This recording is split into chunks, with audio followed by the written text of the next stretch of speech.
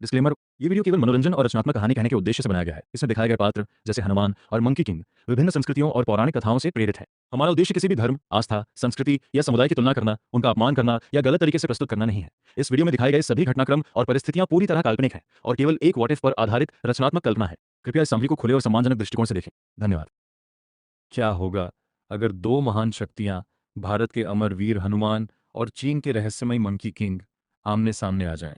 एक समय की बात है जब ब्रह्मांड के अलग अलग लोकों में शक्तियों का संतुलन बिगड़ने लगा। स्वर्ग के देवता चिंतित हो उठे क्योंकि कोई अज्ञात शक्ति धरती और आकाश के बीच दरार पैदा कर रही थी। इस रहस्य को सुलझाने के लिए भगवान ने पवन पुत्र हनुमान को भेजा।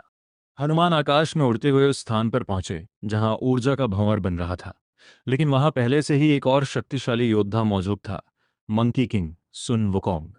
उसकी आंखों में शरारत और आत्मविश्वास चमक रहा था। तुम कौन हो? हनुमान ने शांत स्वर में पूछा। मंकी किंग मुस्कुराया। मैं हूं वो जिसने स्वर को चुनौती दी। और तुम?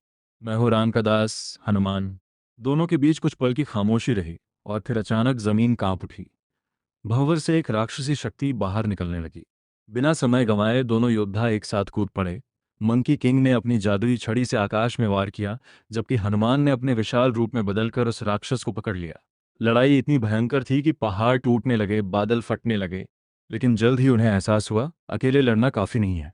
हनुमान ने कहा, हमें साथ लड़ना होगा। मंकी किंग ने हंसते हुए जवाब दिया, ठीक है, देखते हैं तुम्हारी ताकत।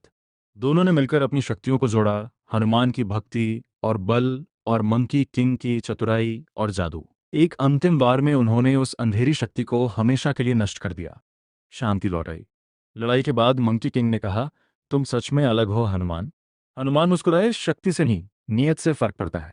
और फिर दोनों अपने अपने लोक में लौट गए, लेकिन एक नई दोस्ती के साथ। तो सोचो, अगर ये दोनों फिर कभी मिले तो क्या होगा?